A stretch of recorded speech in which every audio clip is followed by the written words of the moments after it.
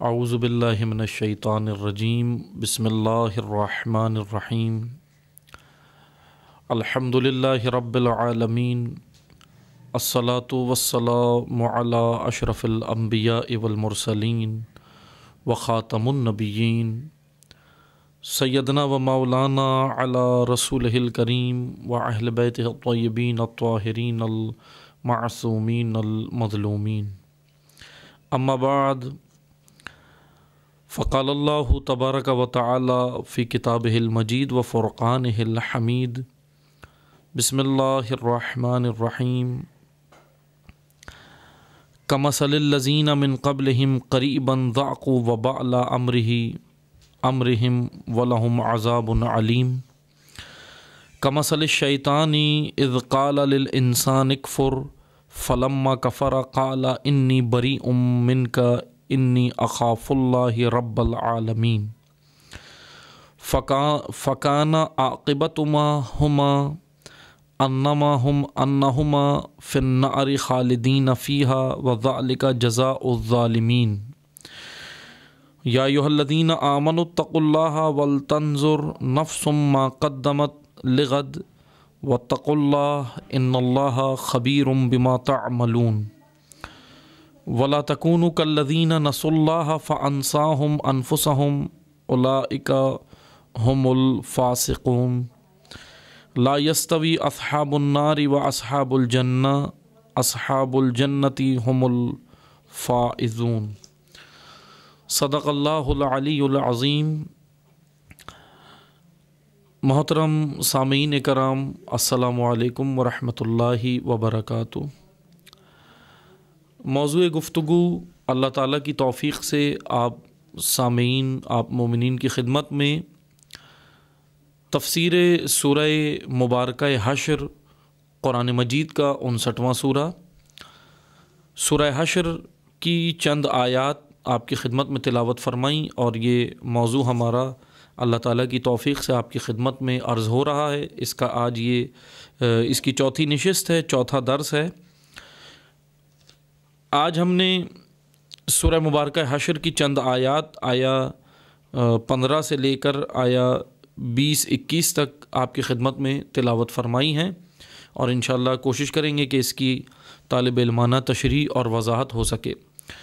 گزشتہ دروس کا خلاصہ یہ ہے کہ یہ سورہ حشر، میں مختصر سا خلاصہ عرض کر کے انشاءاللہ آگے بڑھتا ہوں کہ سورہ حشر قرآن مجید کا 59واں سورہ ہے، اور اس کے اندر کچھ نکات اللہ تعالیٰ نے بیان فرمائے ہیں مختلف، کہ پہلے حصے میں اس کے ہم نے بیان کیے تھے کہ 6 حصے ہیں، اور وہ ہم گزشتہ درس میں بیان کر چکے ہیں کہ پہلے حصے میں اللہ تعالیٰ نے مختلف مباحث کا جو دباچہ ہے، جو ابتدا ہے، اس کو بیان کیا ہے اس کی پہلی آیت میں، اور پروردگار کی حمد و تسبیح کے بارے میں ہے پہلی آیت۔ پھر آیت نمبر 2 سے 10 تک کل 9 آیات مسلمانوں کی مدینہ کے عہد شکن یہودیوں سے لڑائی کے بارے میں ہے، جنگ کے بارے میں ہے، اور وہ بھی ہم تذکرہ کر چکے ہیں۔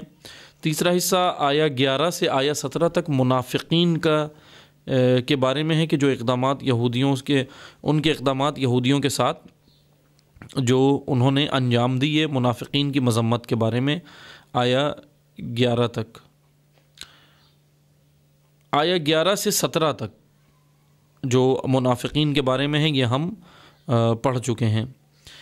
اب آگے جو چند آیات ہیں ان کو ہم نے آپ کی خدمت میں عرض کرنا ہے۔ یہ خطاب دراصل اللہ تعالیٰ کا مومنین سے ہے، کہ میں مختصر سا پیچھے آیات سے پڑھتا ہوں تاکہ ہم جو ہے وہ پھر آگے کی آیات سے متمسک ہو جائیں۔ آیا نمبر 15 میں کہ منافقین کا تذکرہ پہلے اللہ تعالیٰ نے آیا 11 سے کیا کہ لئن اخرجوا لا یخرجون معہم، اور وہ اس کا مختصر سا خاکہ یہ ہے، ان آیات کا مختصر سی بات یہ ہے کہ اس میں اللہ تعالیٰ میں مختصر سا لب لباب یہ ہے کہ اس میں ان آیات میں اللہ تعالیٰ نے منافقین کا تذکرہ کیا، اور کہا کہ منافقین دراصل کفار کے بھائی ہیں، اور یہ ان کا ساتھ دیتے ہیں، اور ان سے یہ وعدہ کرتے ہیں کہ اگر تمہیں یہاں سے نکالا گیا تو ہم بھی تمہارے ساتھ نکلیں گے، ہم تمہاری اطاعت کریں گے اور ہم تمہاری نصرت کریں گے۔ یہ تین وعدے انہوں نے کفار کے ساتھ کیے، لیکن اللہ تعالیٰ نے ان کا جو حالات ہیں، ان کے دل کی جو حالت تھی وہ اللہ تعالیٰ نے بیان کر دی کہ یہ ہرگز کفار کا بھی ساتھ نہیں دے سکیں گے، ان کی یہ صرف باتیں ہیں، ان کی یہ صرف زبانی جمع خرچ ہے، ورنہ یہ کفار سے بھی مخلص نہیں ہیں، ان کا بھی ساتھ نہیں دیں گے۔ بہرحال اب آگے جو آیات ہیں اس میں منافقین کے عذاب کا تذکرہ بھی ذکر کیا گیا ہے کہ کمثل الذین من قبلہم قریبا، آیہ نمبر 15 کہ اسی سے ہم انشاءاللہ آج شروع کرتے ہیں کہ کمثل الذین من قبلہم قریبا ذاقوا وبال امرہم، کہ اب اللہ تعالیٰ نے ان کو بتایا کہ تمہارے سامنے یہ مثال ہے، ماضی کی مثالیں لو جو پچھلی جو انہوں نے اپنے کرتوتوں کا خمیازہ بھگتا ہے، ان پر اس طرح کے عذاب آئے ہیں۔ اللہ تعالیٰ نے اب ان کو عذاب یاد دلایا۔ وبال امرہم، وبال کا جملہ یہاں اس آیت میں استعمال کیا گیا ہے۔ وبال دراصل سختی کو کہتے ہیں، تلخ اور منحوس انجام کو کہتے ہیں، جس انجام کے اندر نحوست اور تباہ کاری ہوتی ہے۔ ایسا انجام کہ جس کے اندر تباہ کاری ہو، ایسا انجام کہ جس کے اندر نحوست ہو، ایسے انجام کی وجہ سے اس کام کو وبال کہتے ہیں۔ جیسے ہم عموماً اردو میں بھی یہ جملہ استعمال کرتے ہیں کہ یہ مثلا عام بول چال میں کہتے ہیں نا کہ یہ میرے لیے وبال جان ہو گیا۔ وبال جان ہو گیا اس کا معنی یہ کہ مطلب یہ مشکل اس نے کھڑی کر دی ہے، اس کے جو امور ہیں وہ بہت تلخ ہیں، اس لیے یہ وبال بن گیا۔ دراصل وبال کا جملہ عرب لوگ یا وابل، عرب دراصل شدید بارشوں کے بارے میں کہتے تھے۔ وابل، وابل یا وبال یہ سارے الفاظ استعمال کرتے تھے۔ شدید بارش، ہر نوعیت کی بارش کے لیے وبال کا جملہ استعمال نہیں ہوتا، بلکہ شدید بارشیں، اور ایسی شدید بارش کہ جس کے بعد تباہ کن سیلاب بھی ہو، جس کے پیچھے کچھ بارشیں ہوتی ہیں کہ جو صرف بارشیں ہوتی ہیں، بارشیں ہو کر ختم ہو جاتی ہیں، لیکن کچھ بارشیں ایسی ہوتی ہیں کہ جن کے پیچھے سیلاب آتا ہے، اور سیلاب بھی تباہ کن ہوتا ہے، تباہ کر دیتا ہے، سیلاب تباہ کاریاں مچاتا ہے۔ اس وجہ سے ایسی بارش کہ جس کے پیچھے خطرناک تباہ کرنے والے سیلاب موجود ہوں، ان بارشوں کو وابل کہا جاتا ہے، یا وابلن یا وابل کہا جاتا ہے۔ اسی سے لفظ وبال ہے، وبال یعنی تلخ اور خطرناک اور منحوس ترین انجام کو وبال کہتے ہیں۔ خداوند متعال نے اس آیہ کریمہ میں، اس آیت میں، آیہ نمبر 15 میں اللہ تعالیٰ نے سورہ حشر کی یہی بیان کیا کہ ان کے اوپر جو ماضی میں گزر چکے ہیں، کیا تم نے ان پر عذاب وبال نہیں دیکھا؟ جو تم یہ کرتوتے کرتے ہو، تم یہ جو حرکتیں کر رہے ہو، منافقین کو اللہ تعالیٰ نے تنبیہ کی کہ تم جو یہ حرکتیں کر رہے ہو کہ ایک طرف لبادہ اسلام اوڑھے ہوئے ہو اور دوسری طرف اسلام تمہارے دلوں میں ہے نہیں، کفار کے ساتھ تمہارے مراسم، کفار کے ساتھ تمہارے تعلقات، اور کفار کا تم مثلاً اعلی کار بن گئے ہو۔ ان کی کرتوتوں پر اللہ تعالیٰ نے ان کو یاد دلایا کہ یاد رکھو یہ کفار تمہارا ساتھ نہیں دیں گے۔ یہ نہ سمجھو کہ یہ کفار تمہارے لیے بہت ہی مثلاً یہ کفار جو ہے تم حق چھوڑ کر، تم ہدایت چھوڑ کر، تم اللہ کی راہ چھوڑ کر جب راہ شیطان پر جاؤ گے ساتھ دینے، تو یہ نہ سمجھو کہ شیطان تمہارا ساتھ دے گا۔ شیطان ساتھ نہیں دے گا۔ کس طرح نہیں دے گا کہ میں آپ کو آگے پھر آیات میں اللہ تعالیٰ نے بیان بھی کیا کہ یہ تمہارے لیے وبال ہے، وبال، ایسا امر تم انجام دے رہے ہو جس کے اندر وبال امرہم، ان امور کے اندر وبال ہے، خطرناک انجام ہے تمہارے لیے۔ وَلَهُمْ عَذَابٌ علیم، اور دردناک عذاب ہے۔ عذاب علیم کی ایک قسم جو دنیا میں منافقین اس کے جو عذاب بھگتتے ہیں وہ ہم بیان کر چکے ہیں گزشتہ درس میں، اور وہ تھی استصلاح، وہ آپ سن چکے ہیں، گزشتہ درس میں ہم نے بیان کیا۔ اگلی آیت میں اللہ تعالیٰ کا فرمان ہے، یہاں تک یہ آیت ہے کہ وبال امرہم، کہ ان امور کے اندر وبال ہے جو تم انجام دیتے ہو۔ آگے آئے اللہ تعالیٰ کا فرمان ہے کمثل الشیطان اذ قال للانسان، یہ بالکل ایسے ہے شیطان کی مثال جیسے شیطان نے انسان سے کہا کہ قال للانسان اکفر، اے انسان تو کافر ہو جا۔ یہ مثال اللہ تعالیٰ نے دی ہے قرآن کریم میں کہ ہم نے یہ لہجہ سمجھنا ہے، قرآن کریم کا مثالوں کا لہجہ۔ خداوند متعال کا کہنا ہے کہ شیطان، یہ بالکل مثال ایسے کہ کسی شیطان نے کسی سے کہا، کسی انسان سے کہ تو کافر ہو جا، فلما کفرا، اور جب وہ کافر ہو گیا، شیطان نے کسی کو بہکایا آ کر، شیطان نے کسی کو ورغلایا آ کر انسان کو مثال کے طور پر، اور پھر وہ کافر ہو گیا۔ شیطان کے آنے میں شیطان نے بہکا کر کہا کہ تو کافر ہو جا، میں تیری مدد کروں گا، وہ کافر ہو گیا۔ قال انی، پھر شیطان نے کیا کہا، بری منک، کہ میں تجھ سے بری ہوں، میں تجھ سے دور ہوں، میرا تجھ سے کوئی تعلق نہیں ہے۔ انی اخاف اللہ رب العالمین، اور میں تو خدا سے ڈرتا ہوں۔ یعنی اس آیت میں اللہ تعالیٰ نے بڑی خوبصورت مثال دی ہے، اس کو ہمیں سمجھنے کی ضرورت ہے کہ شیطان اس طرح آتا ہے، شیطان آتا ہے کسی بھی لبادے میں آتا ہے اور آ کر انسان کو گمراہ کرتا ہے، انسان کو اپنے امور پہ ڈھالتا ہے، انسان کو اپنی راہوں پہ لگا دیتا ہے، یہ کہہ کر کہ ان راہوں میں تیری نجات ہے، ان راہوں میں آپ فلاح پا سکتے ہو، ان راہوں کے ذریعے سے آپ نجات پا سکتے ہو، یہ کہہ کر شیطان غیر الہی نظریات اور راہوں پہ لگاتا ہے، اور پھر جب انسان وہ کام کر لیتا ہے تو پھر وہی شیطان اس سے بری الذمہ ہو جاتا ہے، وہی شیطان اس سے دور ہو جاتا ہے اور کہتا ہے کہ میرا تجھ سے کوئی تعلق نہیں ہے۔ اور یہ ہوتا ہے، مثلا میں آپ کو مثال دیتا ہوں۔ اب اس آیت کی تفسیر میں علماء نے بہت کچھ بیان کیا ہے، مفسرین نے بہت کچھ بیان کیا ہے، اس میں سے بعض علماء نے، مفسرین نے ایک قصہ بیان کیا ہے بنی اسرائیل کے ایک عابد کا، عبادت گزار ایک شخص تھا بنی اسرائیل، قوم بنی اسرائیل کے اندر، اس کا نام برسیسا تھا۔ بنی اسرائیل قوم کہ جس کا تذکرہ قرآن کریم نے کافی حد تک، سب سے زیادہ تذکرہ قرآن کریم میں اسی قوم کا ہوا ہے، قوم بنی اسرائیل کا۔ بنی اسرائیل قوم کے اندر ایک عابد، عبادت گزار تھا بہت، اور وہ تھا برسیسا نام تھا اس کا۔ اب اس آیت کے مثلا جو اللہ تعالیٰ نے شیطان کی مثال دی ہے، اس کی تفسیر میں بعض مفسرین نے وہ واقعہ نقل کیا، اور وہ واقعہ کچھ اس طرح تھا کہ ایک عابد تھا بنی اسرائیل کے اندر، برسیسا نام تھا اس کا، اور بہت ہی عارف خدا تھا، بہت ہی عرفان کی منزل پر تھا، اور اتنا بڑا عابد اور اتنا عارف تھا، اتنا عرفان کی منزل پر تھا کہ وہ لوگوں کے لیے دعا کرتا تھا۔ لوگ اس کے پاس آتے تھے، شفا مانگنے آتے تھے، دعا کے لیے آتے تھے، جس دعا کے لیے آتے تھے اس کے پاس وہ بس دعا کرتا تھا، اور اس کی دعا کبھی رد نہیں ہوتی تھی، قبول ہو جاتی تھی۔ یعنی اس کے پاس یہ پاورز تھیں، اس کے پاس سے یہ روحانی طاقت تھی، اتنا وہ بڑا عابد اور اتنا بڑا عارف بندہ تھا اللہ تعالیٰ کا۔ برسیسا نام تھا اس کا۔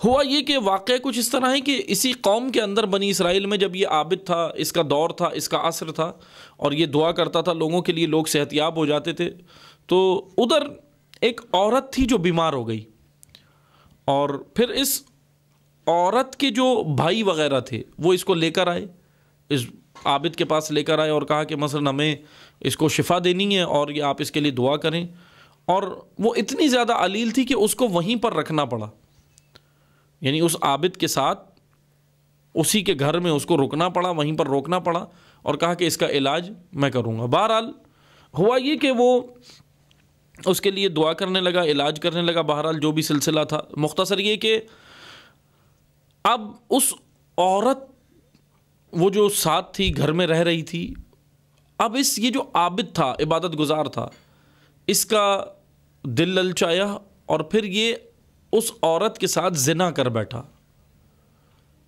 اس عورت کے ساتھ شہوت یہ اپنی کنٹرول نہیں کر سکا، شہوت ابھری، اور پھر یہ اپنا اس عورت کے ساتھ زنا کر بیٹھا، اور پھر اس کے بعد پتہ چلا کہ وہ عورت جو ہے وہ زنا کرنے کے بعد وہ جو ہے پریگننٹ ہو گئی، اور پھر اس کے یہاں حمل ٹھہر گیا، اور یہاں تک نوبت آ گئی۔ تو پھر یہ پریشان ہوا، اور اس نے کہا کہ اب یہ لوگوں کو پتہ چلے گا کہ یہ پریگننٹ ہو گئی ہے اور اس کا مثلا بچہ ٹھہر گیا ہے، تو یہاں مسائل ہوں گے۔ بہرحال اس نے اس عورت کو قتل کر دیا، اس بنی اسرائیل کے عابد نے اس عورت کو قتل کر دیا، عورت کو قتل کر دیا۔ بہرحال اس کے بعد اب یہ بات چھپنے والی نہیں تھی، بہرحال اس کے بھائی وغیرہ آئے اور یہ سارا سلسلہ باہر نکل گیا، لوگوں میں پھیل گیا، اور پھر امیر شہر تک یہ بات پہنچ گئی، جو حکومتی سلسلہ تھا اس وقت اس شہر کے اندر، وہاں تک پہنچ گئی، اور پھر اس کو سزا سنائی گئی، اور اس کو سزا سنائی گئی اور کہا گیا کہ مثلا آپ کو اب یہ سزا ملے گی۔ بہرحال اس کی سزا جب مقرر ہو گئی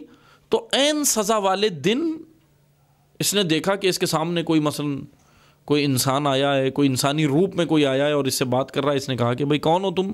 تو کہا کہ میں جو ہے وہ مثلا شیطان ہوں۔ تو اس نے کہا کہ تم کیا چاہتے ہو، میرے پاس کیوں آئے ہو؟ شیطان نے کہا کہ تو ایک کام کر، تو بس میری بات مان لے، تجھے اس ساری سزاؤں سے ان سب سے نجات مل جائے گی۔ اس نے شیطان نے آ کر اب یہ آخری اس میں مرحلے میں اس کو ورغلایا۔ اس نے کہا کہ کیا بات مان لوں؟ اس نے کہا کہ بھئی یہ بات مان لے کہ تو نے جتنی عبادتیں اللہ کی وہ سب چھوڑ دے، بس مجھے ایک سجدہ آج کر لے، یعنی آج مجھے تو معبود مان لے، ایک سجدہ کر لے، میں تجھے نجات دلا سکتا ہوں۔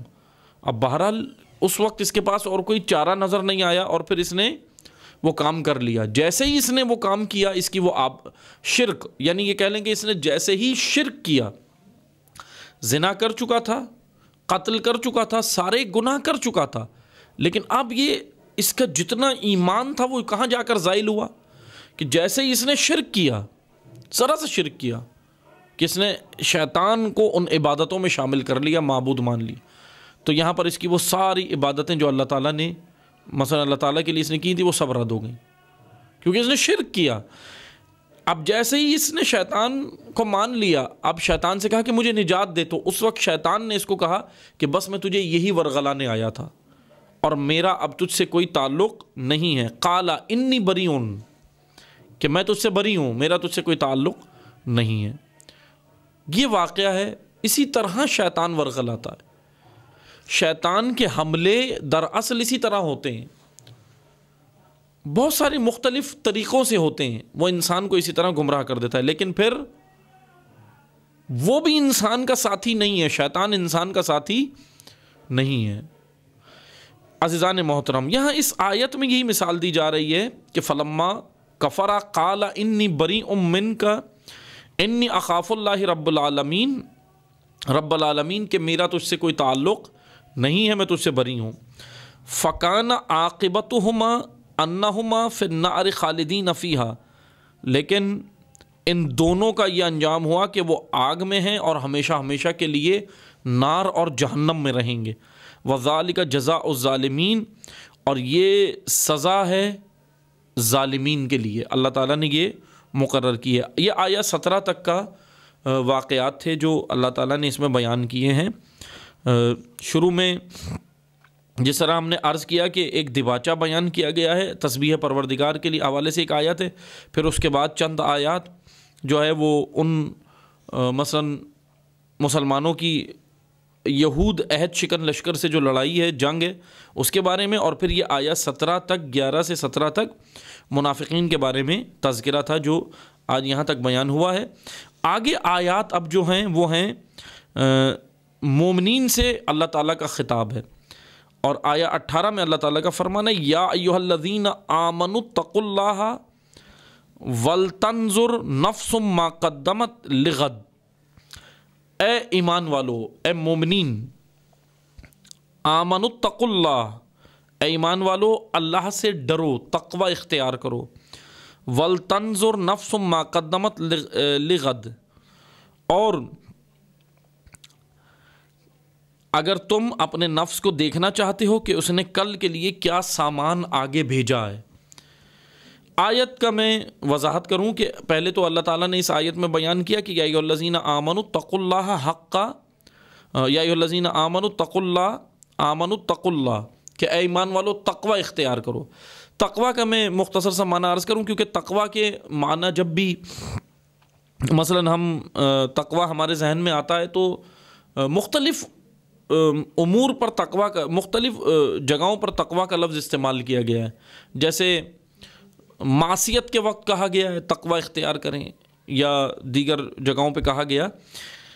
اب عموماً ہوتا یہ ہے کہ تقوی کا معنی جو لیا جاتا ہے سادہ سا وہ ہے پرہیز، پرہیز کرنا یا اللہ کا خوف، دو معنی دراصل تقویٰ کے لیے جاتے ہیں کہ پرہیز، اجتناب، گناہوں سے اجتناب اور اللہ کا خوف۔ لیکن عزیزان محترم، یہ دونوں تقویٰ کے معنی نہیں ہیں، یہ عین تقویٰ نہیں ہے، یہ لوازمات تقویٰ ہیں۔ گناہ سے پرہیز اور اللہ کا خوف لوازمات تقویٰ ہیں، عین تقویٰ نہیں ہے۔ عین تقویٰ کیا ہے اس کو ہم نے سمجھنا ہے۔ تقویٰ کا لفظ وقی سے نکلا ہے، واو قاف یا وقی۔ وقی عربی زبان میں کہتے ہیں ایک ڈھال کو۔ عرب لوگ یہ وقی کا لفظ اس سپر اور ڈھال کے لیے استعمال کرتے تھے جو جنگوں میں استعمال کی جاتی تھی۔ ایک تلوار ہوتی تھی جنگجو کے پاس اور ایک سپر اور ڈھال ہوتی تھی۔ تلوار سے وہ حملہ کرتا تھا اور ڈھال سے وہ روکتا تھا دشمن کے حملے کو۔ یعنی ایک مثلا ڈیفینسو ہتھیار تھا، ڈیفینس کرنے والا، دفاع کرنے والا، اور ایک جو ہے وہ اٹیک کرنے والا ہتھیار ہوتا تھا، حملہ کرنے والا۔ حملہ کرنے والا ہتھیار تلوار اور حملہ روکنے والا ہتھیار یہ ڈھال اور سپر کہلاتی تھی، جو جنگجوؤں کے ہاتھ میں ہوتی تھی۔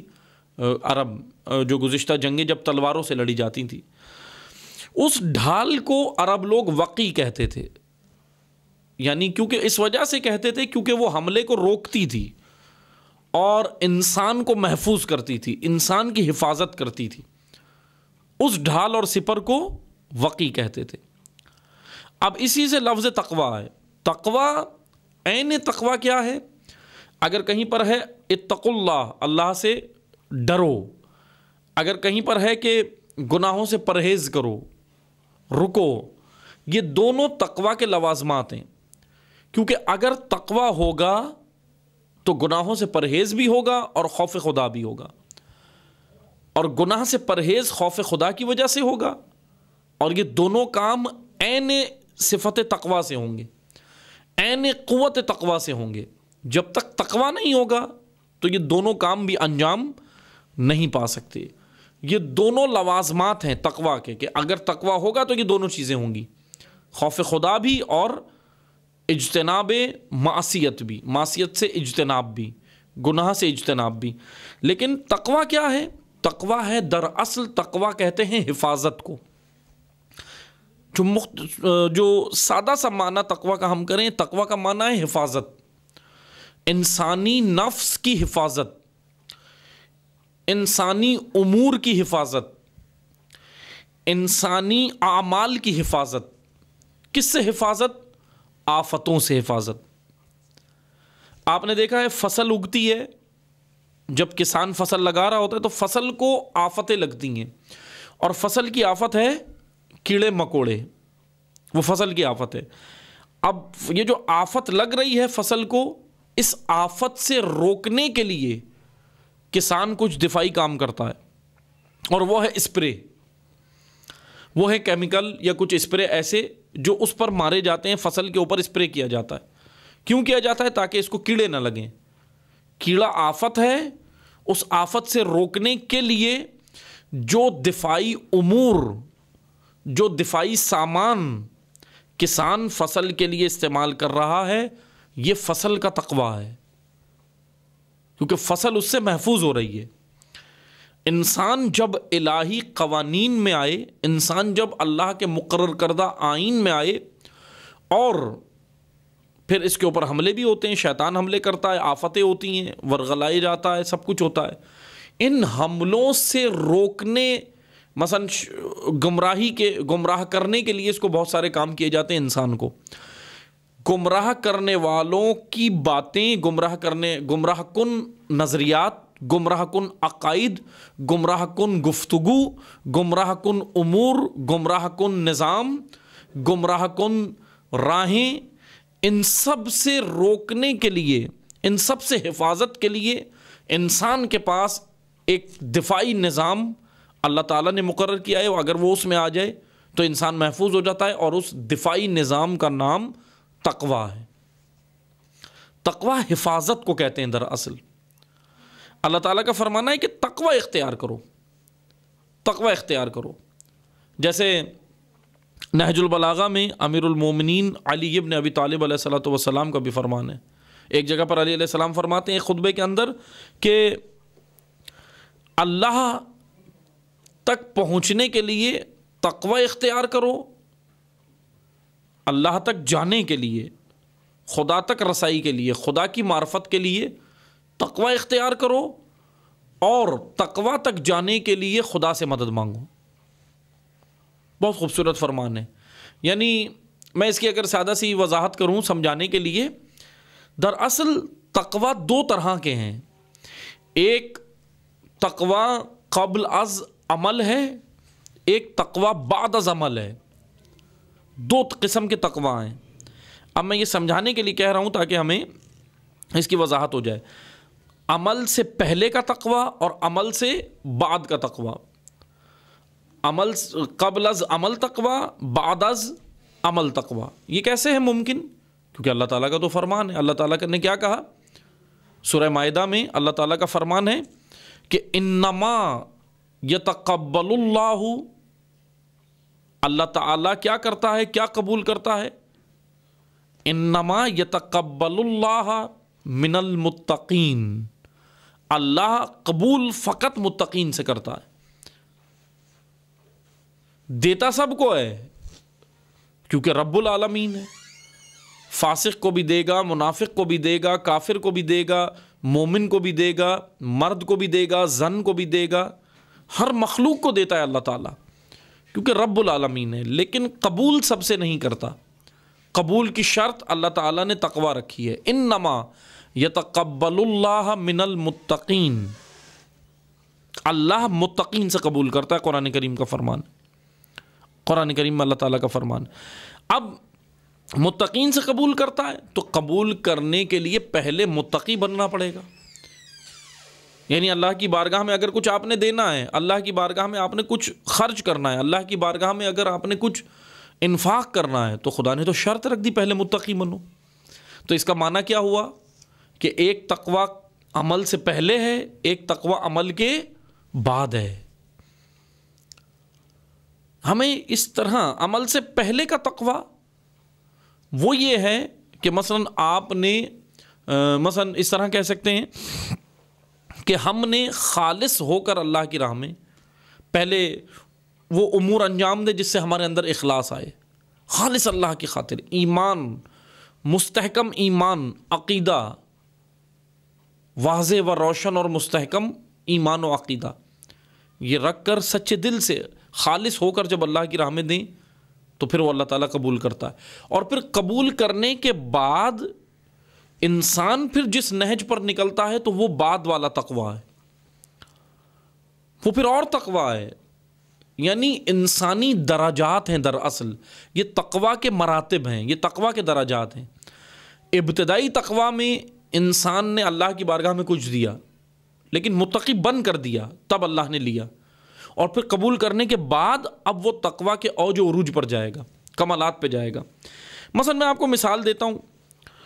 جیسے آپ فقہی مسائل کے اندر آپ سنتے ہیں نا کہ واجب اور مستحب اور مباح اور مکروہ، حرام، یہ سارے اعمال کے لیے انسانوں کے بیان کیا جاتا ہے نا فقہی امور، فقہی مسائل کے اندر. مثلا بہت سارے لوگ ایسے ہیں جو اپنے سارے امور کو واجب کر لیتے ہیں، یا واجب نہ بھی کریں تو مستحب کر لیتے ہیں. مباح کاموں کو بھی، جیسے علامہ ہلی فرماتے ہیں کہ میں 11 سال، علامہ ہلی کا یہ فرمان ہے کہ میں 11 سال خواجہ نصیر الدین طوسی رحمۃ اللہ علیہ کی بارگاہ میں رہا. خواجہ نصیر الدین طوسی بہت بڑا نام ہے تشیع میں. خواجہ نصیر الدین طوسی کی بارگاہ میں، یعنی ان کے محضر میں نے 11 سال علم حاصل کیا. علامہ ہلی کہتے ہیں میں وہاں رہا. میں نے 11 سالوں میں، 11 سال کا عرصہ نہیں ہوتا، علامہ ہلی کہتے ہیں میں نے 11 سالوں میں خواجہ نصیر الدین طوسی کے محضر میں رہا، علم حاصل کرتا رہا. لیکن میں نے 11 سالوں میں خواجہ کے ہاتھ، خواجہ نصیر الدین طوسی، خواجہ طوسی کے ہاتھوں سے یا ان کے زندگی میں نے کبھی یہ نہیں دیکھا کہ انہوں نے کوئی مباح کام کیا ہو. بلکہ وہ مباح کو بھی واجب یا کم از کم مستحب بنا لیتے تھے، تب جا کر کرتے تھے۔ یہ کس طرح ممکن ہے؟ وہ اس طرح ہے کہ مثلا وہ کہتے ہیں کہ اگر وہ کھانا کھاتے تھے، بعض اوقات کھانا مباح ہوتا ہے، ضرورت نہیں ہوتا، انسان کھا رہا ہوتا ہے، اس کے اوپر ڈیپینڈ کرتا ہے، حرام تو نہیں ہوتا لیکن مباح ہو جاتا ہے، کھاؤ یا نہ کھاؤ آپ کے اوپر ڈیپینڈ کرتا ہے۔ لیکن بعض اوقات کھانا ضرورت بن جاتا ہے، بعض اوقات جب جان پر بنی ہو، بالکل ختم ہو رہا ہو، تو اس وقت واجب ہو جاتا ہے۔ لیکن اگر کم از کم اس حد تک آ جاتا ہے یہی کھانا پینا کہ مستحب ہو جاتا ہے۔ وہ اس طرح ہو جاتا ہے کہ مثلا خواجہ نصیر الدین طوسی اس طرح کرتے تھے کہ کھانا جب تک نہیں کھاتے تھے کہ جب تک بھوک نہ ہو۔ ہم لوگ کیا کرتے ہیں، ہم بھوک ہو نہ ہو ہم نے وقت مقرر کیا ہوا ہے نا، ایسے بعض لوگ جو عادی ہیں، عادت کے اوپر چل رہے ہیں، وقت مقرر کیا ہوا ہے، جی وقت مقرر ہو گیا، بس ہم نے اب اس وقت میں نے کھانا ہے، بھوک ہے، بھوک بھلے نہ ہو، بھوک ہے یا نہیں ہے، کھانا ہے۔ تو اگر بھوک نہیں ہے اور پھر ہم کھا رہے ہیں تو اس وقت تو وہ کھانا واجب نہیں ہے یا مستحب بھی نہیں ہے، لیکن بھوک کے وقت کھانا، ضرورت کا کھانا، پھر وہ مستحب بن جاتا ہے۔ اسی طرح بہت سارے امور ہیں ہم وہ انجام دیتے ہیں۔ تقویٰ اسی طرح ہے عزیزان محترم، تقویٰ کے مراتب ہیں، تقویٰ کے مراتب ہیں۔ بعض لوگ اللہ کی راہ میں اس تقویٰ کے امور میں اتنا آگے جاتے ہیں، اتنے عارف بنتے ہیں کہ پھر وہ مکروہات سے بھی اجتناب کرتے ہیں، اور پھر وہ تقویٰ کی اعلیٰ ایک منزل ہے۔ یا یہ کہہ لیں کہ میں جو روایات کی روشنی میں اگر میں بیان کروں، یہ جو اللہ تعالیٰ کا فرمانا ہے نا، انما یتقبل اللہ من المتقین، کہ اللہ متقین سے قبول کرتا ہے۔ تقویٰ کا پہلا درجہ ہے کہ ہم اخلاص کے ساتھ اللہ کی بارگاہ میں دیں، خلوص نیت کے ساتھ اللہ کی خاطر دیں، للہ ہی پہلو ہمارے ذہن میں ہو، اور للہ ہی دیں، ہم اللہ کی خاطر دیں۔ اب جب ہم نے یہ دیا تو اب جو ہم اس امر کے بعد اللہ کی بارگاہ میں دینے کے بعد اب بہرحال کیا دیں، وہ رزق دیں۔ رزق کیا ہے وہ میں کئی بار وضاحت کر چکا ہوں کہ رزق یعنی ہمارا کھانا، جو ہمارے پاس مادی اشیاء ہیں وہ بھی رزق ہے، جو ہمارے پاس صلاحیتیں ہیں وہ بھی رزق ہے، جو ہمارے پاس تعلیم ہے وہ بھی رزق ہے، جو ہمارے پاس جتنی نعمتیں پروردگار کی وہ سب رزق ہیں۔ وہ اللہ کی راہ میں دینا، للہ، اللہ کی خاطر۔ لیکن اب وہ دینے کے بعد جب انسان کو ایک اور منزل پر پھر وہ جاتا ہے، اور پھر وہ جب اسی خلوص کے ساتھ اللہ کی بارگاہ میں دیتا ہے تو پھر وہ آگے جا کر ورع کی منزل پر آ جاتا ہے۔ ورع، واو را عین ورع، یہ تقویٰ کا سب سے اعلیٰ درجہ ہے۔ پھر وہ ورع کی منزل پر آتا ہے، پھر وہ ان امور کو بھی، مباح کاموں کو بھی یا تو واجب بنا لیتا ہے یا مستحب بنا لیتا ہے کم از کم، یعنی ان امور تک آ جاتا ہے۔ خداوند متعال کا کیا کہنا ہے، یا ایھا الذین آمنوا اتقوا اللہ، اے ایمان والو تقوی اختیار کرو، ولتنظر نفس ما قدمت لغد، اور اپنے نفسوں کو دیکھو کہ اس نے تمہارے لیے آگے اعمال کیا بھیجے ہیں۔ اب یہاں پر یہ ایک اور ماجرا ہے جو اس آیت میں بیان ہو رہا ہے۔ اللہ تعالیٰ کا کہنا ہے کہ اپنے نفوس پر نظر کرو، ولتنظر، دیکھو اپنے نفوس کو، دیکھو اپنے اعمال کو کہ تم نے آگے کیا بھیجا ہے۔ ما قدمت لغد، تم نے آگے کیا بھیجا ہے، اعمال کیا بھیجے ہیں، کہاں بھیجنے ہیں اعمال۔ سوال یہ بنتا ہے، یہاں تو اس بات یہ ہو رہی ہے اس آیت میں کہ انسانی اعمال آگے جاتے ہیں، آگے جاتے ہیں، میں تو خود پیچھے ہوں۔ مثلا میں آپ کو ایک مثال دیتا ہوں نا، زمانہ گزرتا ہے تو زمانہ گزرنے میں کیا ہوتا ہے، انسان آگے جاتا ہے، جیسے جیسے دن گزر رہے ہیں، روزانہ ایک دن گزر رہا ہے، روزانہ ایک دن گزر رہا ہے، سورج طلوع ہوتا ہے، پھر وہ دن گزر جاتا ہے، پھر غروب ہو جاتا ہے، پھر طلوع ہوتا ہے۔ زمانہ جو گزر جاتا ہے اس کو ہم کیا کہتے ہیں، ماضی، پاسٹ۔ جس میں ہم موجود ہیں جس زمانے میں اس کو کیا کہتے ہیں، حال، پریزنٹ۔ آنے والے کو فیوچر، مستقبل۔ جو گزر گیا وہ ماضی تھا۔ اب ماضی میں ہم کیا چھوڑ دیتے ہیں پیچھے، بہت ساری یادیں، بہت ساری باتیں، بہت سارے افکار، بہت ساری چیزیں چھوڑ دیتے ہیں ہم پیچھے، وہ زمانہ ہے۔ لیکن یہاں پر انسانی عمل کی بات ہو رہی ہے اس آیت میں۔ انسانی عمل کو اللہ تعالیٰ نے یہ نہیں کہا کہ تم نے جو عمل کیا وہ پیچھے رہ گیا نا، اللہ تعالیٰ کا کہنا ہے تم نے جو عمل کیا وہ آگے بھیجا ہے، آگے بھیجا ہے۔ اب مثال یہاں پر میں اس آیت کو سمجھنے کے لیے ہم چند چیزیں سمجھتے ہیں۔ مثلا مثال کے طور پر آج کا دن ہے، میں نے آج جو نمازیں پڑھی، میں نے آج جو اعمال انجام دیے وہ میں نے دے لیے، آج کے روز دے لیے۔ اب آ گیا کل کا دن، آئندہ کل آئے گی۔ اب آئندہ آنے والی کل میں بیٹھ کر پچھلے اعمال جو میں نے انجام دیے وہ کہاں گئے میرے؟ اب اگر میں زمانے کے حساب سے دیکھوں، فی زمان، زمانے کے حساب سے دیکھوں تو کیا بات ہوتی ہے کہ میں نے وہ کل انجام دیے تھے۔ مثلا میں کہتا ہوں نا، میں نے کل نماز پڑھی تھی، میں نے کل روزہ رکھا تھا، میں نے کل راشن بانٹا تھا، میں نے کل فلاں نیک کام کیا تھا، میں نے کل کوئی سبجیکٹ پڑھا تھا، یہ تو ہو گئے گزشتہ۔ لیکن وہ اعمال کہاں گئے؟ ہماری نگاہ میں یہ ہے کہ ہم یہ سمجھتے ہیں کہ میں نے کل نماز پڑھی گزشتہ، اب وہ کل رہ گئی، پیچھے گئی۔ لیکن انسانی عمل اس طرح نہیں ہے۔ یہاں اللہ تعالیٰ نے اس آیت میں انسانی اعمال کو سمجھایا۔ انسان جو اعمال انجام دیتا ہے وہ گزشتہ ماضی میں نہیں چلے جاتے، وہ آگے منتقل ہو جاتے ہیں، وہ آگے جاتے ہیں۔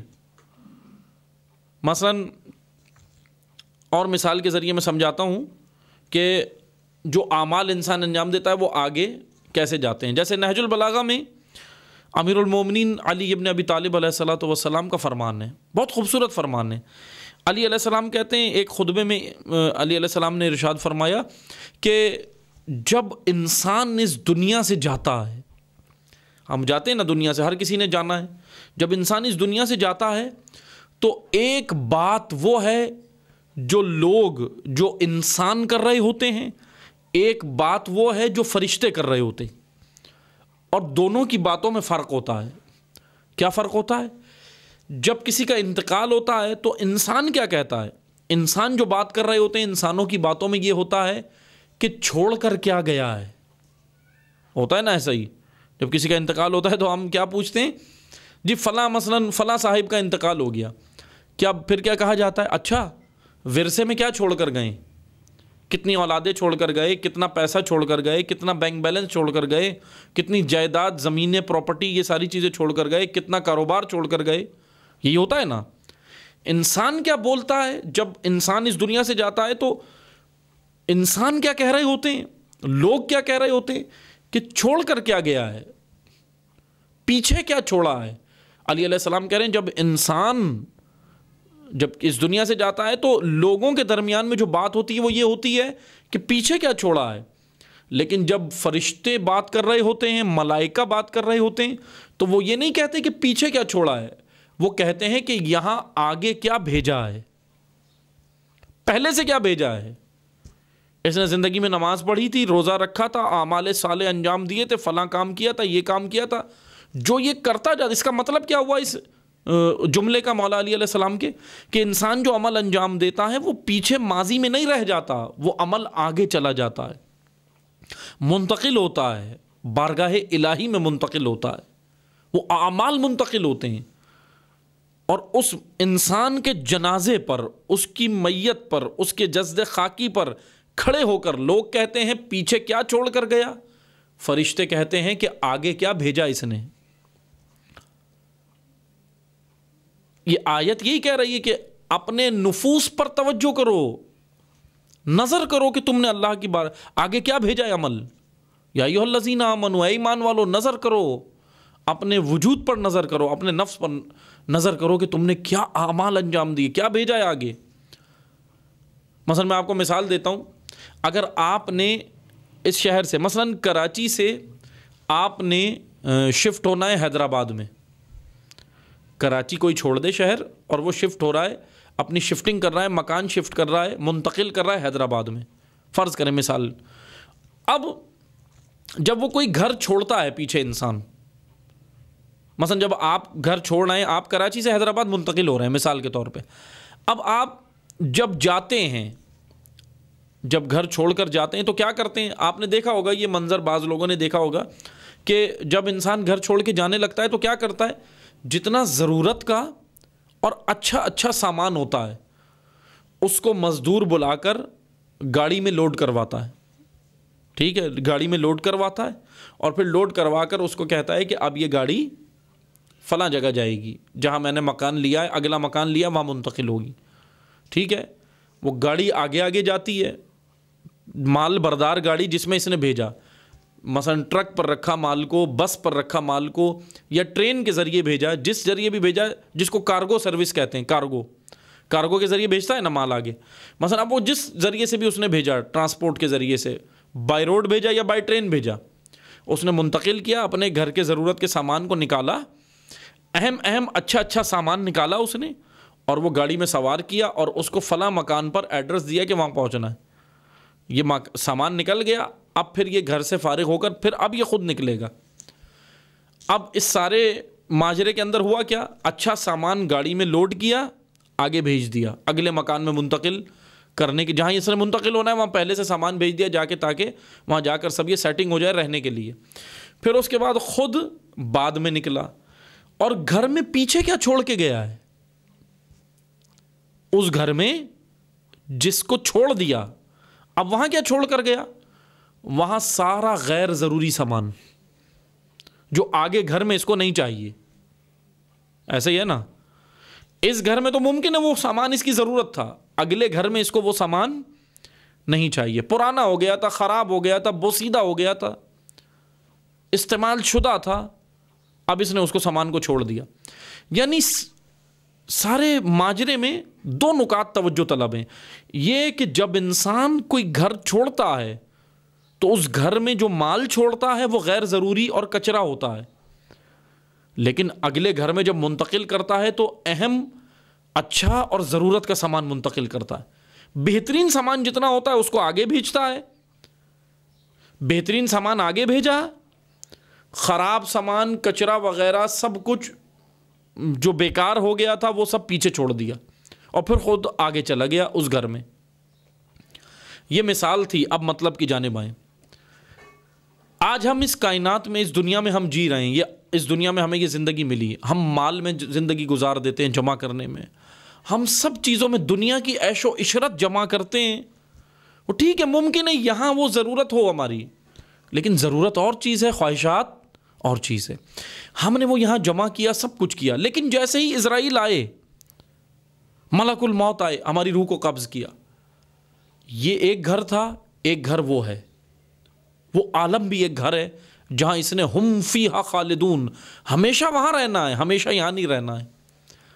اب اس گھر میں جب یہ گیا تو مولا علی کہہ رہے ہیں کہ اس کے جنازے پہ کھڑے ہو کے لوگ کہہ رہے تھے پیچھے کیا چھوڑا، کیونکہ لوگوں کی نگاہ میں کچرا تھا، لوگوں کی نگاہ میں یہی تھا کہ جائیداد کیا چھوڑ کے گیا، پراپرٹی کیا چھوڑ کر گیا، مال کیا چھوڑ کر گیا۔ لوگوں کی نگاہ میں وہ غیر ضروری چیزیں تھیں جو اس نے پیچھے چھوڑیں، لیکن فرشتوں کی نگاہ میں، ملائکہ کی نگاہ میں وہ تمام اہم چیزیں تھیں جو اس نے پہلے سے بھیجی ہیں، اور وہ ہیں اس کے اعمال صالح۔ اس نے نماز بھیجی ہے، اس نے روزہ رکھا ہے، روزہ بھیجا ہے، اس نے حج بھیجا ہے، اس نے زکوٰۃ بھیجی ہے، اس نے خمس بھیجا ہے، اس نے اللہ کی بارگاہ میں جتنے خالصتاً خالص ہو کر امور انجام دیے، اعمال صالح کیے، وہ سب بھیجیں آگے۔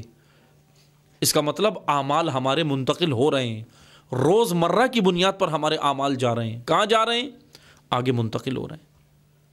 اب ہم ان اعمال پر توجہ کریں کہ ہم بھیج کیا رہے ہیں۔ ایسا نہ ہو کہ ہم غیر ضروری چیزیں جو وہاں نہیں کام آنی اس میں متوجہ رہیں، اس پہ توجہ رکھیں، جو صرف یہاں اس گھر کی ضرورت تھی ہم نے ان ساری چیزوں پہ توجہ رکھی، لیکن جو اس گھر کی ضروریات تھیں ہم نے اس پہ توجہ نہیں کی۔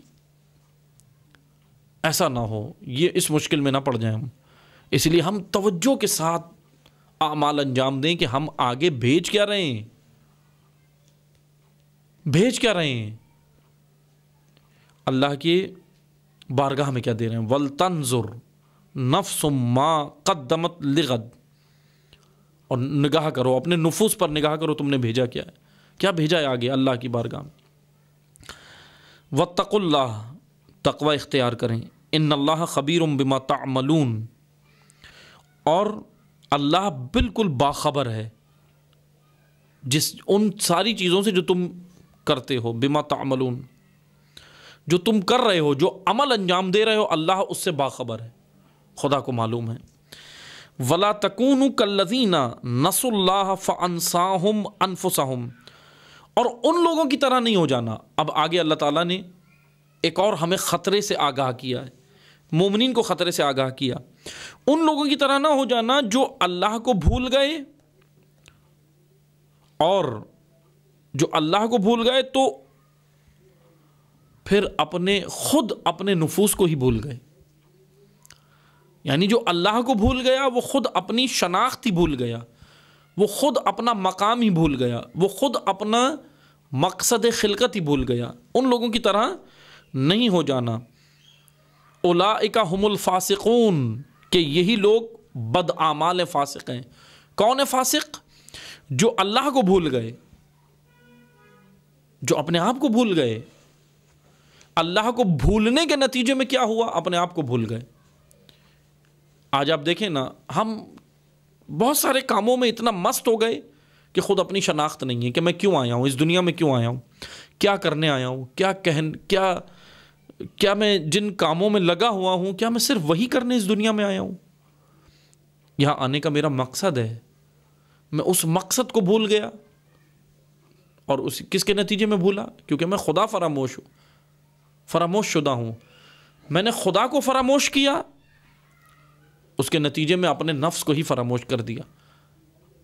روایات میں نا، من عرف نفسہ فقد عرف ربہ، جو اپنی شناخت کر لے، اپنی معرفت کر لے، اسے اپنے رب کی معرفت ہو جائے گی۔ لیکن یہاں میں اپنی ہی شناخت مجھے نہیں، تو پھر میں اپنے رب کو ہی بھول گیا۔ اللہ تعالیٰ کا کہنا ہے ان کی طرح نہ ہو جانا جو بھول گئے ہیں، جو بھول گئے ہیں۔ میں آپ کو ایک مثال دیتا ہوں نا، کہ مثلا فرض کریں بھولے ہوئے کی مثال اس طرح ہے کہ انسان کس طرح اپنے آپ کو بھول گیا، اور پھر ایک بھولا ہوا تو وہ ہے جو بھول گیا لیکن کوئی کام نہیں کر رہا، اعمال انجام نہیں دے رہا۔